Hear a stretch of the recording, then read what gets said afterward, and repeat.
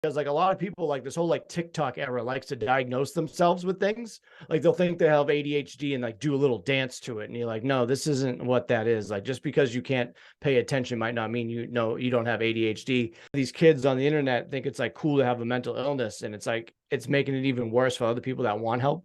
So like the people that don't have health insurance or can't go get help, and they see this, it's like, oh, I have ADHD too because this person does the same thing I am. It's very dangerous for them to handle that. Welcome to episode 52 of Give Yourself Some Leeway with me, your host, Eugene Lee. Today I am joined by Tim McCarthy, host of the 20 Tim Minutes podcast. And one thing I love about Tim is that he has this high energy. You can tell straight away that he hails from Boston. Such a loud personality, which is something that I really do love about him. And he is very open about his personal battle with his mental health. And we discuss, among other things, the misconceptions and myths around diagnosing your mental health and how to deal with your mental conditions, especially in this TikTok era. So let me know what you think of the conversation. You can reach out at giveyourselfsomeleeway.com. You can book in a call and we can have a 20-30 minute conversation. Or you can just reach out on Instagram, DM me at eugene.leeway, or shoot me an email, eugene@leeway.ie. Thank you, and I really hope you enjoyed today's episode with Tim McCarthy.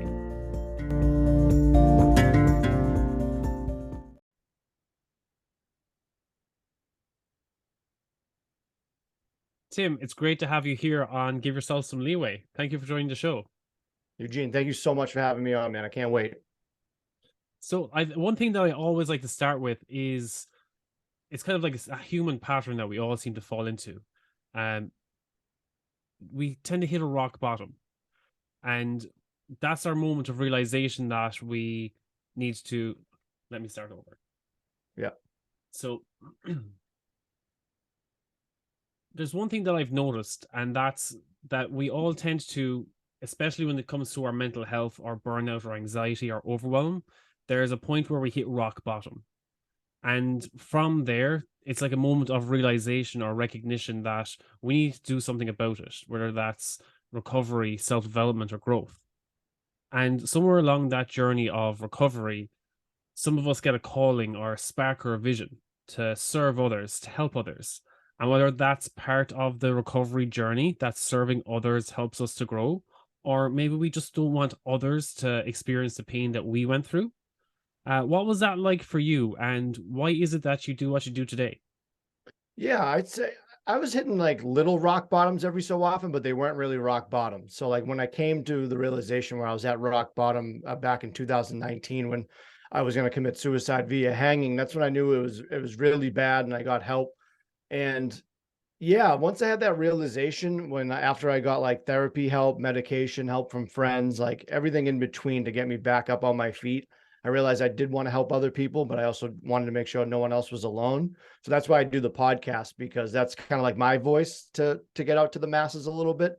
Because there's a lot of different things you can do. Like I donate my time for this local suicide prevention coalition that I do. So there's like little things people can do, but yeah, I do the podcast and try to reach out to people. And even like one of my first episodes, somebody said something to me being like, oh, you're the reason why I went to go seek therapy, because therapy is such like a taboo thing to talk about and go to. So it was very like a great feeling to help somebody like that, even like that early on in my like podcasting career. That's brilliant. That's brilliant. So when it that rock bottom, what was that really like for you? Did it affect? How did it affect you? How did it show up to others around you? Did it affect your friends, your family? Yeah, to say the least, for sure. I only laugh about it because when you look back on it, it just seems like a horror movie that you just went through. Yeah, it affected a lot of people. It obviously like affected me first and foremost. Like I tried to get help. I knew something was wrong with me and I tried to seek out help, but yeah, I lost friendships over it because because I have bipolar type 2 ADHD and general anxiety, and my bipolar 2 is a mood disorder, so my moods can flip flop pretty easily. So I would take things out on people a lot of the times, and I would just kind of just like dig myself deeper into things. My family didn't really know. I was always good with my family, kind of keeping things from them. Like I never wanted to bring any negativity towards like myself or what was going on. And yeah, I was just like doing bad things. Like I knew like I was prescribed Xanax and I was like abusing Xanax. So I was getting the medication that I should have been on, and then obviously they had to take it away from me because I wasn't using it right. Um, but yeah, it's definitely a weird realization once you start going to therapy and getting medicated and stuff. And it's not an easy road either. That's what I like to tell people as well, is when you want to go get help, like the two hardest things is the first thing is admitting it. And the second is actually getting help, because it's such a long road and you need a support system to be there with you. And I was fortunate to have that. Like my then wife like was really helpful, and she still is helpful with my mental health. But yeah, a good support system is great. So when you swing that back around, but yeah, I affected a lot of lives, especially my own, and just being like just being rubbish, like just being absolute, like didn't want to do anything, like didn't want to talk to anybody. It was very short with people, wasn't myself, wasn't like happy go lucky. And it just like that, like is like it can go into someone else's body. Like they can pick up on your vibes really easily. And like I would pass off just bad vibes to everybody. And I just like hated myself. And that's why like I just didn't want to be around anymore. It's like I couldn't please myself, and there's no way I was going to make others happy either. I think there's something that really important that you covered there. And that was the first step, was admitting to it. And the next step is actually taking the actions to recover from it. Because I find a lot of people, they admit to, okay, there's something wrong here. And next thing they get a diagnosis. And next thing they just identify themselves with that diagnosis, and they use that as an excuse for everything in life. They're like, oh, it's because I have this diagnosis that I can't do this, I can't do that, I can't do this. And they limit themselves that way. And they end up being stuck in a rut, and they keep themselves in that rut, and they have this self-limiting belief that, oh, I can't do things that other people can do because I identify with this illness or this condition. Yeah. Yeah, it is very true. And it's unfortunate for sure.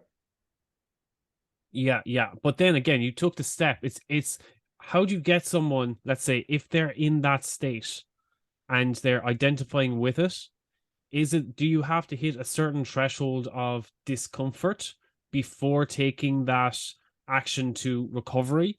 Or is there a way of recognizing, okay, this state that I'm in is not right, it's not me, I need to do something about it? I think it's the latter there. It's you gotta like you feel it and you're like, this isn't right. And it's case by case. Some people can, some people can't. With my indication, I went to my primary care physician and told him what was going on to get help. And I was like, I can't stop, like I don't want to feel like this anymore. And like I've already like tried everything. Like I was on medications before, and like that was just like without their, like you go to the doctors, they'll just give you medication sometimes without really diagnosing you. Like that's what like a therapist will do for you, is help you get to the right meds. But yeah, I went there and like I was there for like 3 hours calling places to get into for therapy. And my primary care physician was like calling everybody off the hook. And like even sitting there that long, I was like, I was better off just killing myself than having to sit through this. And it's such a hard journey to go through. And I tell people that straight up. I'm like, if you want help, you need to find like a support system, something that keeps pushing you. Because if I didn't have that with me, I wouldn't know what it would be. And I feel bad for people out there that think they're alone, because they're not. And there's so many people you can reach out to that would be there for you. And it doesn't matter to, I've always heard this, I would rather have a bad friend than a dead friend. Just because like someone could be a bad friend doesn't mean that you don't care about them or whatever. If someone you have a falling out with, or like you don't talk to anymore, like those are people that still that will talk to you. And I was always the same way. Like I had falling out with people, but if they ever came to me and wanted to get some help, I would 100% do that for them. Yeah, 100%. You definitely hit a lot of hard notes there. I think one thing with the healthcare system is that when people reach out for help, is it, let's say, flaws within the system, that there's delays to getting help or getting counseling and support? It's just like a waiting list. And usually it's when people are like on their last straw or their tether's end, and they're finally reaching out for help, and it's like, okay, here's a 6 week or 6 month waiting list. Yeah. That's why a lot of people try to go to the emergency room and they kind of get sped past that, but they'll end up going to like a facility, which like I could have done, but I didn't want to do that. I didn't want to go to like a psychiatric unit or anything like that. But yeah, the weight game is ridiculous. It's definitely like a broken system like throughout the world. I don't know one country that's like, oh yeah, we figured out mental health. I don't think one of them has, and it's unfortunate. But I like as just like a normal guy, I don't even know what they could do. Like obviously they need more people to apply for those positions. They need to pay more for those positions because psychologists and psychiatrists, like those aren't easy jobs to maintain and have and get. So it's just unbelievable like what it goes through. And then like you got to think of like the other side too, like my therapist, like what kind of stress did he go through to have to deal with me? You know what I'm saying? Like everyone's a human being, and it's just unfortunate that you can't get that help like soon enough. And that's why, again, I'll say it a million times, having that support system, there's other things out there that you can do to so bide you time. Like there's like websites, there's people to talk to, there's like 988 to talk, like there's things to hold you over for the time being. Again, it's not easy, but you can definitely do it. If I can do it, anyone can do it. Yeah, so when people go to emergency rooms and stuff like that, it's always when they're at the end of their rope, I find, and it's when they're looking for the cure. They're looking for, how do I stop this? It's gone too far. Do you think that one way to take the pressure off the healthcare system is by having, let's say, a system in place where people are more aware of their mental health, that they're looking for certain early signs and symptoms, being like, okay, I'm seeing that I'm losing track of this, or I'm losing focus here. I'm seeing red flags here, and they see earlier on in the downward spiral. They're like, you know what? Maybe I should go get that checked. Maybe I should have a look at that. Maybe I should read up on this. And it's just so that you're not on your tether's end by the time you go looking for help, and next thing you're put on a 6-month waiting list. Yeah. It's about trying to realize it or recognize it earlier before you find yourself in a life or death situation. Yeah, I agree and like a little bit disagree on it because like a lot of people like this whole like TikTok era likes to diagnose themselves with things. Like they'll think they have ADHD and like do a little dance to it. And you're like, no, this isn't what that is. Like just because you can't pay attention might not mean you know you don't have ADHD. You can like read up on it and stuff. Like I agree with that. Like you should do research. Like I have a mood disorder. Like I should look into that even beforehand. Like I knew I had a mood disorder. I just didn't know what it was exactly. But like a lot of these kids on the internet think it's like cool to have a mental illness, and it's like it's making it even worse for other people that want help. So like the people that don't have health insurance or can't go get help, and they see this, it's like, oh, I have ADHD too because this person does the same thing I am. It's very dangerous for them to handle that. So yeah, getting the right help and going in for professional, always go the professional route.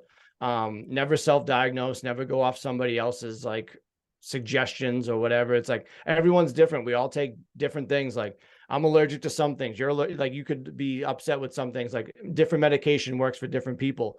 It's a case by case study. So yeah, you gotta do the research for yourself, not for anybody else. And don't WebMD it. You know how sometimes people go on WebMD and they're like, oh my god, I'm gonna die tomorrow. That's not that, but yeah, there's definitely tools out there that can really help you. There's so many support groups too. And yeah, the internet's good. The internet's good and bad. You know what I mean? It can be good sometimes and terrible sometimes.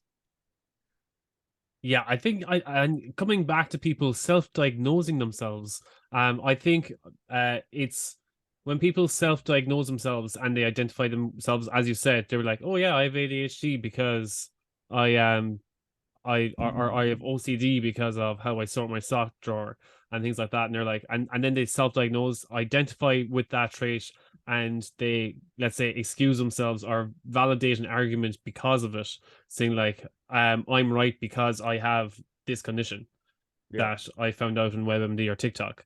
But I think from where I was coming from is, if people are more aware of, let's say, talking about their mental health and their mental state, and maybe they see that they have traits of a certain condition, again, not jumping to conclusions being like, okay, I'm going to self-diagnose myself with this, but if they feel, let's say, they're concerned, they're like, maybe this is coming up in my life a lot, or maybe I'm having a lot of intrusive thoughts.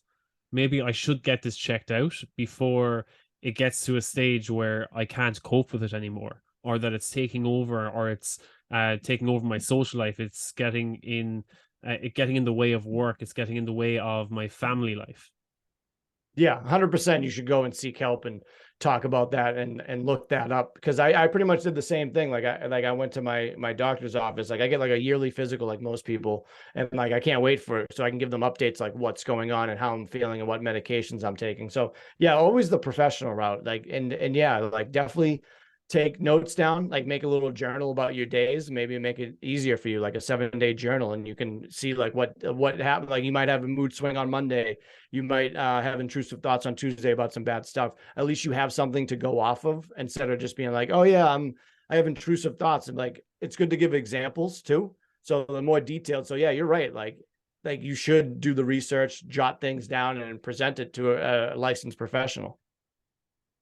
Yeah, yeah. And I think another aspect of that as well, of jotting it down day to day, is that uh, if you try to just think back, you tend to, let's say, over exaggerate on thinking back at what those memories were or what those thoughts were.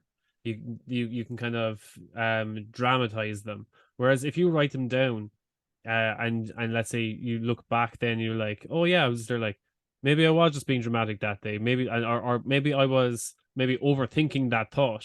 I was like, maybe that came into my head because of something I watched on TV, or maybe that came into my head because of a story that a friend told me. That it wasn't, let's say, a recurring thing. Maybe it is a recurring thing, and it's easier uh to realize it or become aware of it or recognize it if it is, again, as you said, by documenting these things. um but I think a lot of the time people might have it, let's say, once in their life, or maybe once every couple of months, and next thing someone might bring it up, as you said, on TikTok or something, and being like, oh, if you ever had a thought like this, you might have this condition. And next thing they think back and they're like, oh yeah, I think I had a thought like that before. Maybe I do have something like that. And it's when you're it's kind of just when your mind takes over, or it just blows a situation completely out of context. Yeah. I shouldn't know what kind of rabbit hole I'm going down here now, or what kind of tangent it is. But yeah, it's sometimes our mind can just play tricks on us, and it's trying to get um through all the weeds, and let's say all the crazy thoughts that we have on a day-to-day basis. And yeah, if there's anything that you feel that's of particular concern, yeah, just keep a document of it. And then maybe looking back in that journal or looking back in that record, you're like, okay, maybe that is of concern. Maybe that's just me being creative. Hey, that's just a very colorful imagination right there. And then Yeah. and then just looking through, is there like what seems normal, what doesn't seem normal? Yeah, my mind plays tricks on me all the time. I like some days I have like false realities of like what's really going on. So yeah, I understand that completely. And it's definitely like a scary thing. And like I'm on medication still, and like I still have my troubles with medications and just trying to manage my emotions and everything. I need to journal more. I'm such a guy that like gives suggestions that I don't do, but I know that they work because people tell me to do them. So like journaling is like a good thing to do, just to go, because like I do the same thing where like I'll go back and be like, oh, I was just being dramatic about that, but like in the sense of that day maybe I wasn't being dramatic, and now I'm just being anxious about it and being like, maybe I shouldn't bring this up because it wasn't that big of a deal to me, but it could be a big deal to me. So it's tough, like being on that side. Like I know how it is, and it's not easy. It's not easy going through it. You know how it is. Like it's, you can get the medication, you can get therapy, but doesn't mean that life is easier. It got a little better just because you get to unload what you need and you getting the help. Definitely got better, but it's not easy. Life is not easy, you know. Yeah, and I think one thing that you just covered there, especially when it comes to medications and stuff, is that when you have certain thoughts, does it cross your mind? They're like, is that my thought or is it the medication? Yeah, all the time. Like when I take my Adderall, I'm very emotional in like a positive way. Like I took it like a little bit before this, so like by the end of this, I'll probably tell you I love you. But it's one of those things that like I just get so infatuated, I get so empathetic on it So like I don't know if that's really me. I've always said that with my medication. It's like I think of like the 1800s and like all these historical figures. They didn't have any medication back then, and like they could have been bipolar, they could have been OCD, and we didn't know. So it's like that's how they were supposed to be. And like, how am I supposed to be? Is it because I take these medications? It's like I'm taking these to change myself. So I would always think that I'm like, no, I'm supposed to be an angry person. I'm supposed to have mood swings. But those are one of the things my therapist worked on. They're like, well, what about people with glasses? Like that's a prescription. I was like, okay, you got me there. So it's one of those things. It's like it is so tough. But yeah, I get that a lot. Yeah, I think you don't even have to go back as far as the 16 or 1800s. If I even go back 20 years ago and go back to school, there were some people they were just considered weird. It's like, oh, they're weird. And it's like, but if they were seen today, it's like, oh, they could be diagnosed with so many learning difficulties and Asperger's, autism, everything. But Yep. even 20 years ago, it's like, oh, Johnny in the corner over there, yeah, he's just weird. He doesn't pay attention in class. He's a weirdo. He's coloring outside the lines. Yeah, we don't talk to Johnny, and it's I think is it that we've just become a lot more aware and more open to talking about our mental health, which is great progressing as a society. But I still feel that we have a long way to go in terms like there's still a massive stigma around mental health, especially in the workplace. And in the workplace, a lot of people don't like talking about their mental health. And have you found that yourself? Let's say, especially when you're more open about talking about your mental health, do you feel that that affects you if you were to, let's say, apply for a certain job, or I'm not sure. How does it affect you? That's a great question because at my job, I actually told them about my mental illness. I had a very bad breakdown where I needed 2 weeks off from work. And instead of and it was during the height of COVID. So everyone thought I had COVID. So I wanted to like be more open about it. And I was nervous to do it because like, yeah, like a promotion could come and like I might have shot myself in the foot for a promotion, like telling them about like my mental illness. But I'm a big proponent at my job for mental illness and mental health for people to talk about it and go get help. So it's hard. I wouldn't recommend it to people that if they, like it's up to you. Like if you want to tell your job, it's up to you. I can't say if it's going to be good or bad. For me, it was good. Just so like I have like a reason. So like say I have to take a mental health day, they understand that.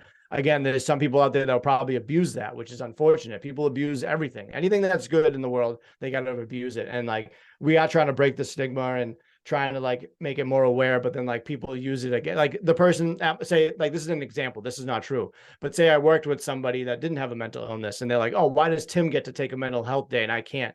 Technically they could, but then they could start taking them more and more and more and abusing the system, and then they actually have to like take it away or something. That's what I'm nervous about. Again, it's tough, but yeah, I'm indifferent about it just because I could have shot myself in the foot when it comes to like a promotion or a new job or something like that. But at the end of the day, I'm just happy that I'm alive. I have a well-paying job. It is what it is. It could be way worse.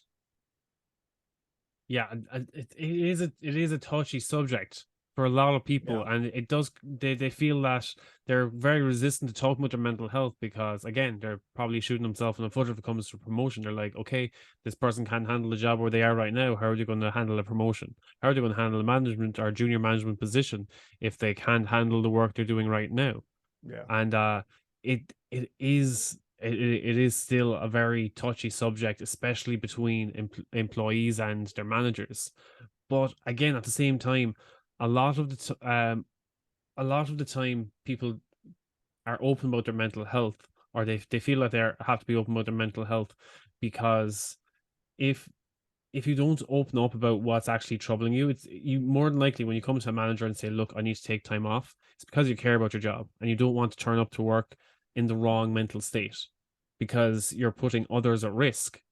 If you're not, if you don't have your full focus and your full attention, it shouldn't Yeah. be seen as, "Oh, I'm taking time off, um, uh, just to chill at home, Netflix and chill, whatever." Yeah. But but like it's like, look, I need that mental health day so that I can be at my best the next day when I turn up for work. Yeah. And I think that's something that some managers do see, and they are getting a lot better. They're like, okay, look, you need to take that time off for yourself and you need to recover. And I want you to be at your best when you come back to work. And I think a lot of the I've seen a lot of progression that way, where people have more respect for the people who do open up about their mental health. And I feel that the people who do open up about their mental health want other people to start speaking up too. Yeah. No, I agree. And it's funny too. Like I'm so open about my mental health at work. So like a lot of them started to find out I had a podcast and I was like, oh no. So like they everyone understands like where I'm coming from when it comes to like this whole mental health game and trying to talk about it and stuff. But yeah, when it comes to work, I would suggest this to people. If you're gonna take a mental health day, don't take it to extend your weekend. Take it in the middle of the week because your job No is going to be Fridays, no Mondays. yeah, don't take one on a Friday or a Monday. You gotta tough it out because everyone hates Mondays, and then Fridays is just a bad look. Take it like a Tuesday or Wednesday, and they won't even notice. Yeah, that's definitely some good advice. Yeah. But yeah, I was the same when I first came out with the podcast and started opening up about talking about mental health and stress in the workplace. I got so much negative backlash. People being like, "You can't talk about your mental health. You're putting Really? your job at risk if you start talking about your mental health." And I was like, "Really?" It's like, I'm pretty sure I can talk about my mental health. I'm not talking bad about anyone else or putting anyone else down. But I just felt I can open up and talk about my journey. Maybe someone else might resonate with it, and it might actually Yeah. help someone out. I was like, if it helps one person out of whoever listens, then that's a good enough goal for me. That's good enough accomplishment. But the Yeah. more negative backlash I got about it, being people saying, "Don't talk about your mental health," it wasn't them attacking me. It was more of a reflection on themselves that they weren't comfortable talking about their mental health. And instead of discouraging me from creating content, it just added fuel to the fire. It was like gasoline. I was like, well, if they aren't open to talking about it, I need to talk about it more. I need to normalize this so that they also feel open to talking about their mental health. Yeah. No, it's a great thing that you're doing, man. That's crazy that you got negative feedback though. Yeah, yeah. Like it was funny because like some people were like, you know what, it's great, you're sharing your story. I fully respect that. It is hard to get out and talk in public. But then other people were like, you can't do that. You can't talk about your mental health. You're putting your job at risk. Yeah, yeah. But like a lot of jobs have those laws where they can't discriminate or like fire you over something like it's like firing somebody because of a different skin tone or a gender or something. So I don't know if that's like how it is over there, but that's how it is here. Like you can't get fired for that type of stuff, or you're gonna win a lot of money. Yeah. So I just want to touch on your podcast before we finish up. Yeah, The 22 minutes. yeah. What made you want to? Of course, you just shared, let's say, your own personal journey and your recovery journey with mental health and medication. Is that what you tend to share on the podcast in 22 minutes, or what is the overall vision of the podcast? Yeah, so 22 minutes. So I have Tuesdays and Thursday episodes. Tuesdays is like 20-minute episodes. The running gag of that name is I have ADHD and I can only talk to myself for so long. I can only entertain myself for so long. So for 20 minutes, I talk about what's going on in my life for the first half. Like I'll talk about my therapy sessions or like what happened to me and all that. And then I'll kind of like touch on the news of like mental health and what's going on, or like I'll teach myself like I'm not a professional. I'm just a normal guy. There's a lot of professional YouTube and podcast accounts that you can watch where they say big words and all this crap. I'm just a guy going through it. If I'm going to learn something, I know someone else is going to learn it too because that's just how it is. And then on Thursdays, I do interviews with like a wide variety of guests. Like I've had on like NFL football players. I've had a porn star on. I've had Dane Cook, a comedian, Allison Stoner, an actress, Gigi Robinson, a Sports Illustrated model. I had this guy on John's Crazy Socks. He's a gentleman with Down syndrome that owns a sock company, and him and his father came on, And his father said the best thing, because they were interviewed on like Microsoft, Yahoo, like they were interviewed by so many people.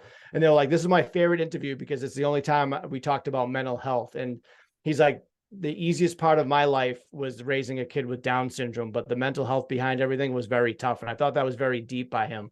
And it was just awesome. So like, yeah, I've been having fun. I've been trying to just get the word out and just like showing people that it's okay to not be okay. And like, again, like I'm just some normal dude that likes to make jokes, and I don't make fun of mental health, but I like laugh about it, where I'm like, wow, I was being kind of crazy last week. And then like, I'll like talk about that. So my whole thing is break the stigma by cracking a smile, because I think humor is a big medication for myself that keeps me going. I always say, if I didn't have my taste in music or my sense of humor, I'd probably be dead. Those are the two things that keep me going, is music and laughter. So I think if with laughter, I think if I can make somebody just like chuckle and bring them in on the quote unquote joke, I think it would be a lot easier for breaking the stigma, where people can feel more comfortable talking about it, because it's awkward to talk about. Not like for me and you, but for most people, it's tough. Like someone has a mental health disorder and they are too scared to say something. And I'm a big proponent of like trying to just break that down and just be who you are, because that's what we all deserve, is just to be happy and be who we are. I love that. I love that. Music and laughter. It's similar to what that with my vision with Leeway was, the simplest habits. Because a lot of people, they get overwhelmed by all these different action steps that people tell them to take to start their recovery journey. And I'm like, what is the simplest, most silly, ridiculously simple thing that you can do to start your recovery journey? And it's like, have a glass of water. Start your day, drink a glass of water. You drink that glass of water, you've won today. You've won. Or the other one is smile. Brush your teeth and smile at yourself. Next step is the first person you see that day, whether it be your partner, be your friend, be your dog, just smile at them. And I'm pretty sure that well, other than your dog, I'm sure everyone else will crack a smile. If your dog cracks a smile, record that. Yeah, exactly. Put that up on your TikTok. But yeah, it's just the simple things. What's the simplest habit that I can start today that will improve my life? That will better me, even to just that 1% better every day. But yeah, so I love that your music and laughter is the way forward. Yeah. And like you saying, it's like little steps, like drinking water, having a smile. Those are little steps. Yeah, you can make these long runs and like try to do all these things and kind of burn yourself out. It's kind of like the tortoise and the hare. Like, just take your time. That finish line is going to be there regardless, and you can make it on your own time. Like, do what you want to do. So if people want to get in contact with you, Tim, what's the best way for them to do so? Is it through the podcast or is it through social media? You can reach me anywhere. And I'm always on my phone, so you can find me. It's 20 Tim minutes, so it's 20 and then Tim with 1 M and minutes. So it's kind of like a compound word of Tim and minutes. Yeah, I'm easy to find. Just type Tim McCarthy 20 Tim minutes. I have my own app. You can download it in the App Store for Google and Android, Google and iPhone. Yeah, I have a website. I have merch. I on Twitter, Instagram, all that stuff. I'm pretty easy to find. Come and say hello. Awesome, Tim. It was great having you on the show, and I look forward to hearing more of your content in the future. Yeah, thanks, man. We got to stay in touch, man. You're doing such a great job with everything you got going on. I appreciate you.